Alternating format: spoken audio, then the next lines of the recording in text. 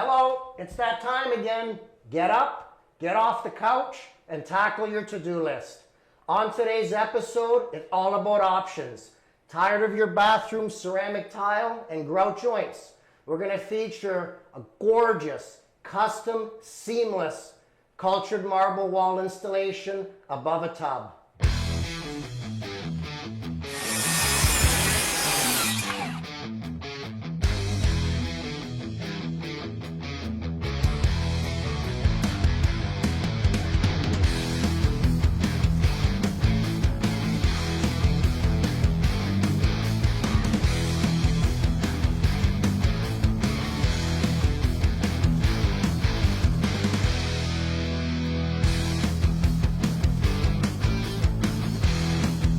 Load the truck, ladders, tools, all materials. And don't forget the coffee maker. Let's go.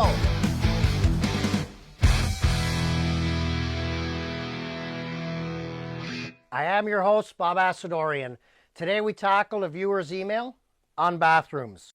Hello, Bob. Love the show. We are thinking of totally remodeling our bathroom, but do not want to tile above the new metal bathtub. What are some alternatives, please? Thank you, Debbie and Phil. It's these questions that create today's episode. So it's very important. Our database, our show is interactive. Send us all your home improvement questions. Now, today's episode is about bathrooms. The homeowner has a question, a good question. I want you to think about it this way. Here's the motto from our good friends at Products. Their motto is, simply put, no grout, no mold. So when you eliminate the grout from the equation, you will not have mold growth. So an alternative is 3/8 thick cultured marble panels that are installed as close to seamless. And believe me, Phil gets those panels put in extremely tight. Gorgeous panels for above a shower or above a bathtub. Now, speaking of bathrooms, very important to understand. Unlike reality television, today's host is licensed, so I can speak from experience. Licensed as the contractor and the master. As far as finding the right contractor for you and your home, on your screen, pause, scan the QR code. That will take you to over a dozen news interviews covering every single aspect of finding and hiring the right contractor for your home. So again, learn from our experience. Now, before we jump into answering this question, a lady phoned me the other day. It was about windows, and she had a mile-long question. So we have a fast-paced, busy show today, but I want to definitely answer this homeowner's question.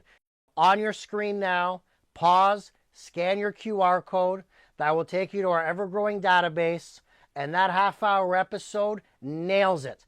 Everything you ever want to know about windows, beginning to end. Stay tuned. Up next, we visit Rudy. We're on location at our job site. We start putting up the cultured marble walls.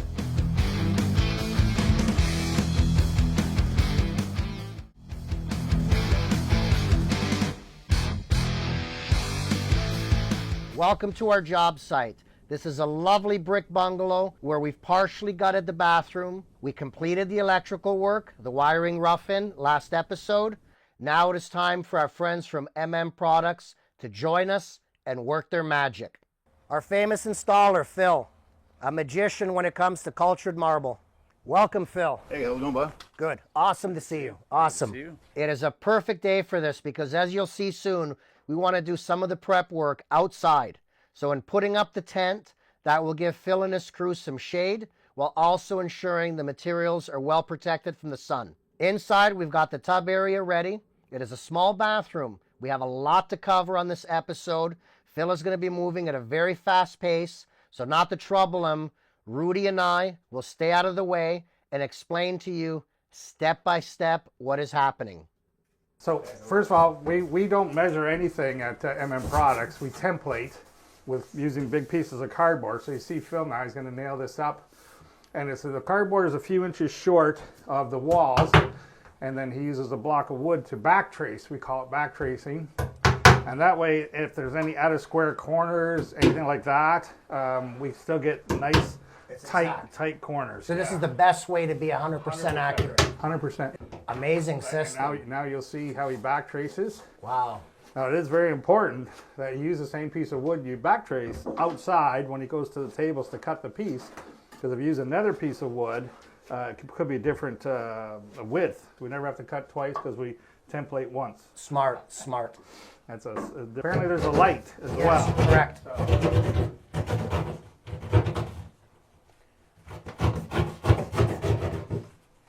I tell all the homeowners, you gotta have your light. Yeah. I mean, it's not mandatory, but it's a smart option. I agree. So now Phil's lining up. You see the arrows from the marks he put inside on the ceiling.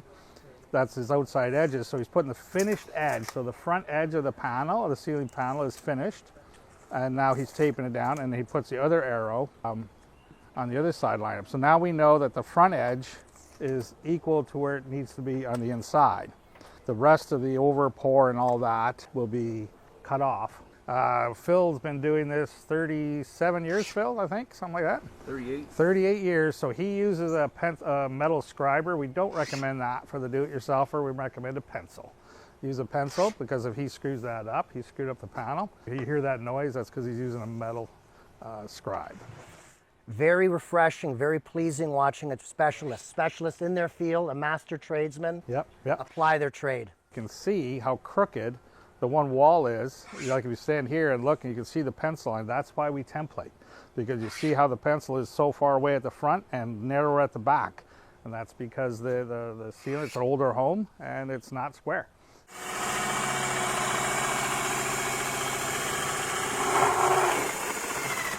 There it goes. And because he did the drill on an angle, you saw the way he was tilting the bit a little bit, the centerpiece, instead of fighting to try to poke it out of the inside of the hole saw, it just drops out. So all little tricks that that's why you pay the big bucks to learn. It is a dusty process what he's going to be doing now, and so we never cut marble inside a house or a garage or anything, because it is just like cutting concrete, you know.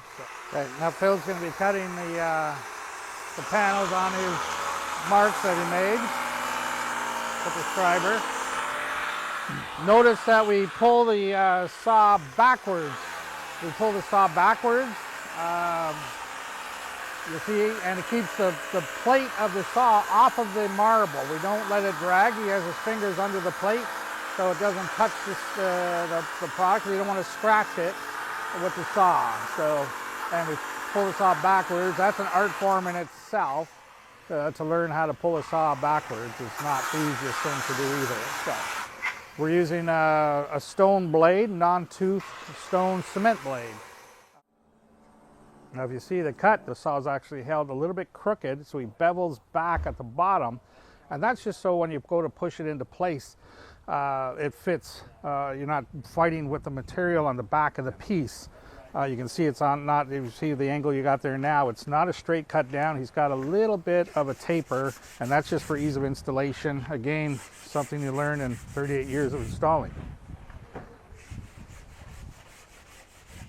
We always sand the cut edges a little bit to round them off a little bit, and we do that because when you go to do your final siliconing, it allows the silicone to penetrate into the joint a little bit. If it's a sharp corner, you can't push the silicone in. He's going to score. He's going to score the back.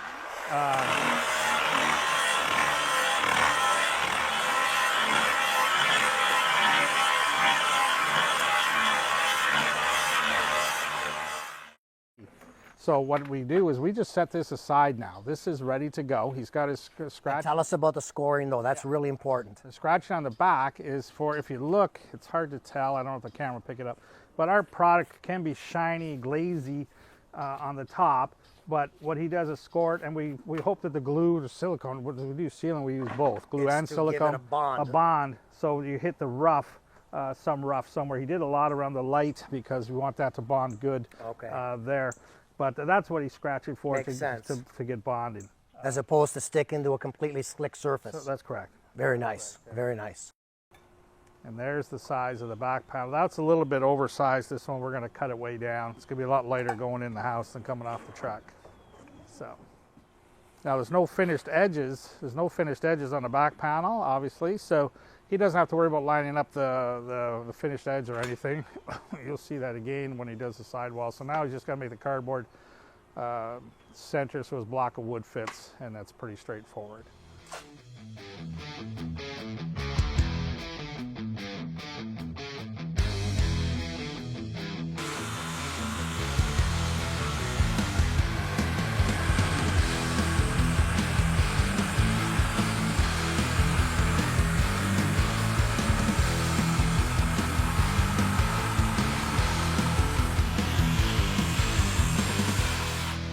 So you see that, you can see right here a bubble here, a wave like that. That's not Phil miscutting.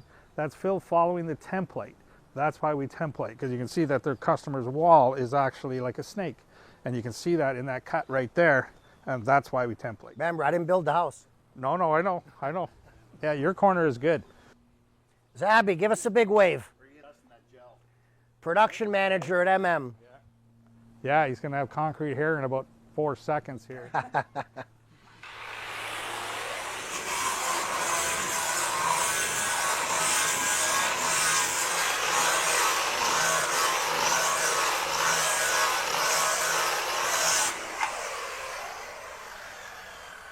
So now the real work begins, Bob, because we haven't have to carry this panel. The heavy lifting. The heavy lifting starts. Be it a tub, it's always a little bit easier because the as opposed to a shower.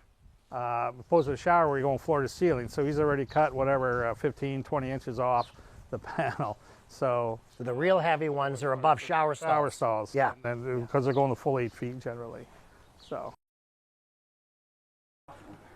look at this. Phil, you couldn't have planned that any better, buddy. Right in. Look at that, eh? So Phil's now just putting on the construction adhesive. Tell me all about that. Well, you can see he's doing dabs. What are they, 6 inches apart or so, or even closer. Phil, again, he makes it look a lot easier than it is. Oh, I know. That takes some wrist strength.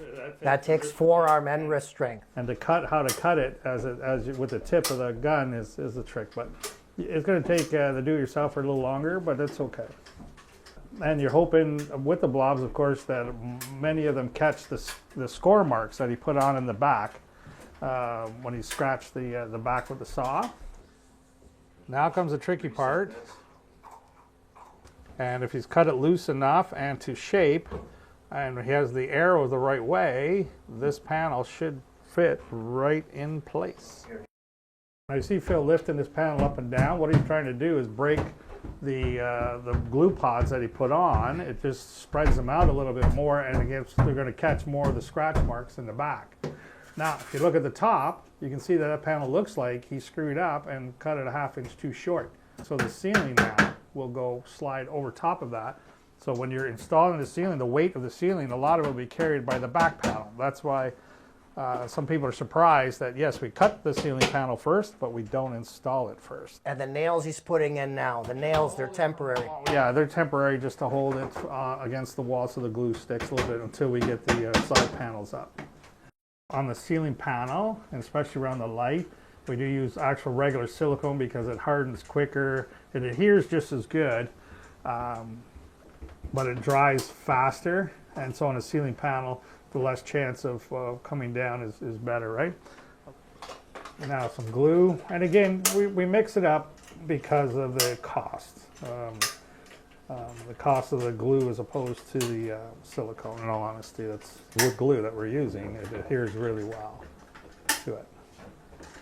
You have the dots now. You don't want to go too close to the front with your dots because when you put the screws in and suck it in, you don't want the glue or silicone to ooze out the front. It just makes a mess. Yep. And then when you try to finish your DAP or when you're painting, then it's hard to paint over glue that's squished out from a pan. So it's got to get this to get over top of the back panel. See? Push it in, Zeb. To that pencil mark. Look at the pencil mark. And look at that. Look at the tight fit. He's on his mark. Are you on the pencil mark there, Zabby, on the left side? I think you're in. And now the C-clamp. C-clamp's going in. That'll just hold it temporary. Oh, I love the C-clamp. I mean, you're making strategic use of the hole. So it's put a nail or two again on under the sides to hold up temporarily. Of course, the sidewalls will hold that up in a minute when we get them done. So now he's got it that he can move it a little bit because he does have to come out about 60. Suction cup? So it's in, but it's not in permanent. Not yet. He It's hasn't in put the loose so he can make the Yeah, adjustments. the glue will slide. Yeah, There he yeah. goes. Look, look, look. See? Now he's actually come too far. Oop, look at that. See? Nice. And if you look at that seam at the back panel there, Bob, is mint. Yes, yes it is. And again, that's all to the templating. Now we'll put the screws in. Never over tighten your screws. I think Phil will always say, you always do the last. But I can tell by that sound, he's screwing in my 2x4 on its side. When homeowners have the access, have mapped out where your marble's gonna be, and have a 2x4 on its side in the attic. Yep, that'd be great. You don't want the screw spinning in the air. And you do your last couple turns always with a hand screwdriver. He's able to hand torque it now into my stud. Yeah. So what we do now is we cover the screws with just the little caps. So here we get different color ones depending on To closely match your marble. the color of the marble. Today we have browns in there. I don't know, Phil, which one are you going to use? I think the tan ones would look better on this now. Maybe the black one, contrast. I don't think so. They got a brown. What do you think? I'll show you what it looks like. All right. We'll let Bob decide. How's that? So you just put those in. It don't look bad though, Phil, I got to say. Oh yeah, definitely the white one. I like them both. Now the white. The white one. But it's nice to see you have a variety. So you think it through. Sometimes, a lot of times, of course, these days we're using grays. Yes. So we can get these caps in grays. But that looks fantastic. So now that ceiling is done, you see? Obviously. Yeah. All right, now Phil's doing the faucet wall. So again, he sucks the air out of the bevel out of the cardboard, and he's got to cut out where the faucets are and make the holes in the cardboard. You see what Phil's doing there? Now he puts the level in the back so he knows exactly where the wall ends, and he puts his little arrow, and because the side panels, of course, much like the ceiling panel, are going to have a finished edge. So we have a finished edge on our panel outside, so he has to, he'll put his arrows on the finisher because that edge obviously can never be cut. So the cut ends up facing the cut on the rear wall. This side is the side that needs to be finished. That's correct. So you can see how he just, like again, people that measure these holes, and trust me, I've done it myself, and you're an inch or two off when you actually do it for some reason, who knows why. But if you do this, where you mark the centers with your block of wood, see Phil has yet to pull out a tape measure on the site, if you've noticed that. The only time he measures is to cut his cardboard.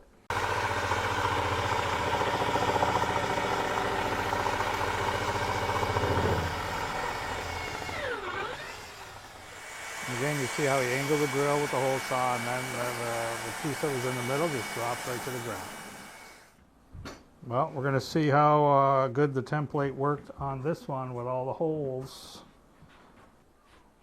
You can see, again, existing home issues that can come up because you see the way we template and everything. We're flush at the bottom, flush to the wall at the bottom, we're flush at the wall at the top.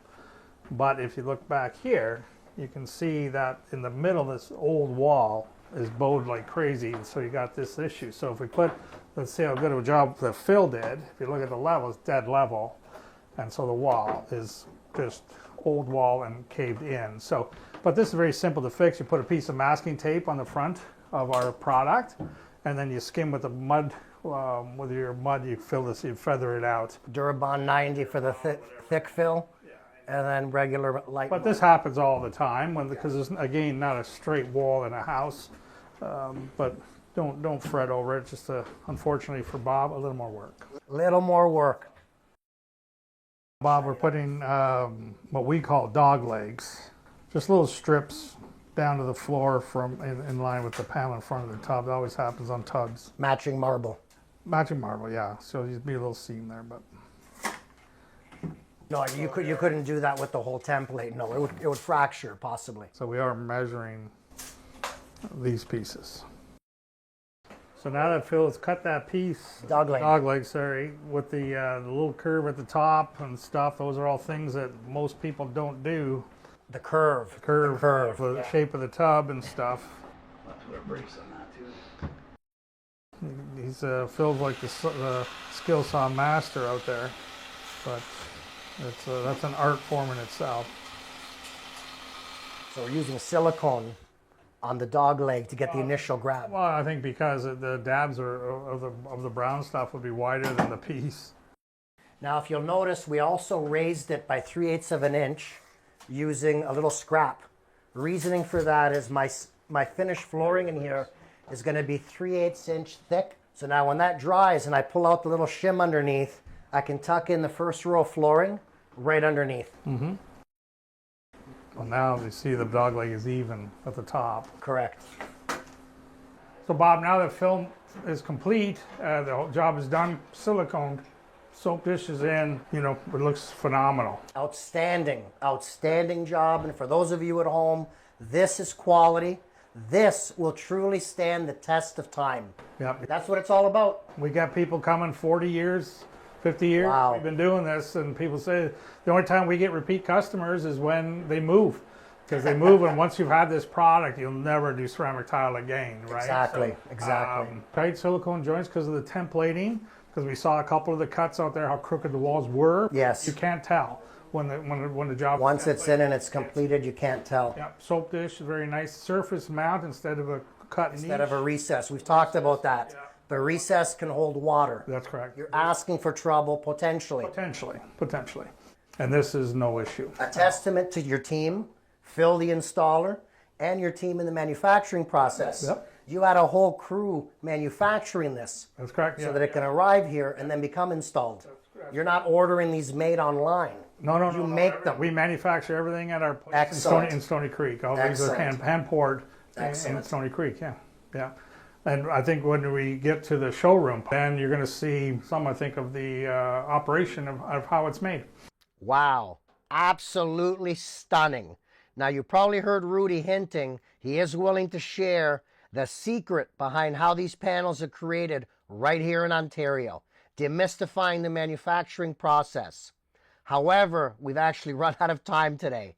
Next episode, I promise you, we will take you behind the scenes, explain how the panels are made, and also bring you into the gorgeous showroom where we have at least a half a dozen shower, bathtub combinations for you to see, educating you on choices for a beautiful bathroom that will last the test of time. Stay tuned.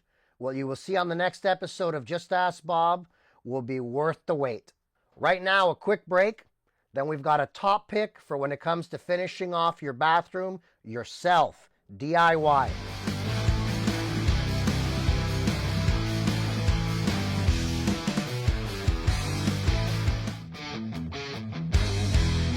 For everything home rental, follow us on social media.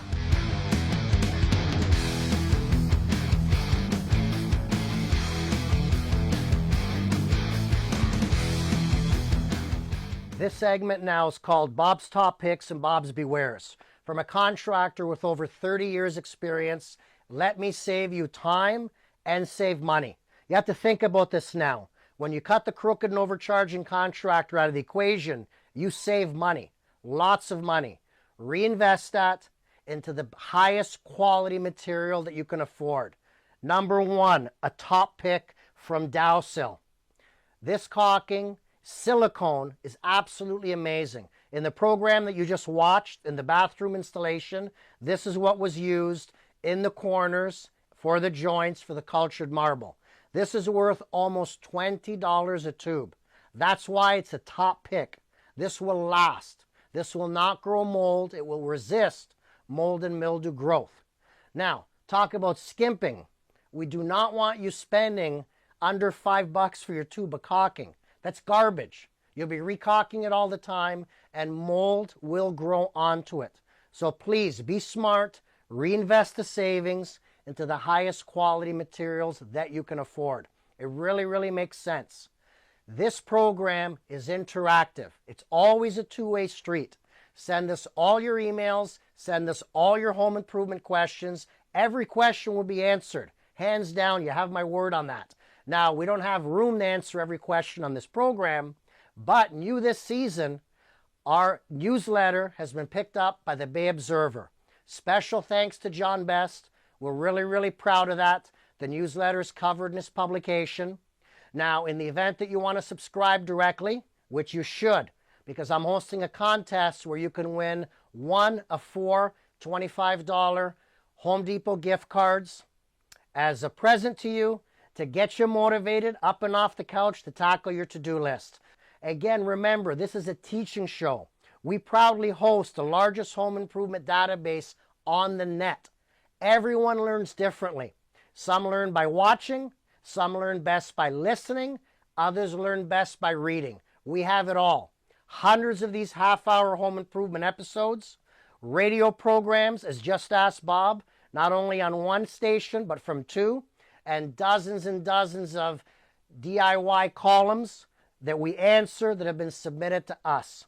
A university of knowledge for the taking.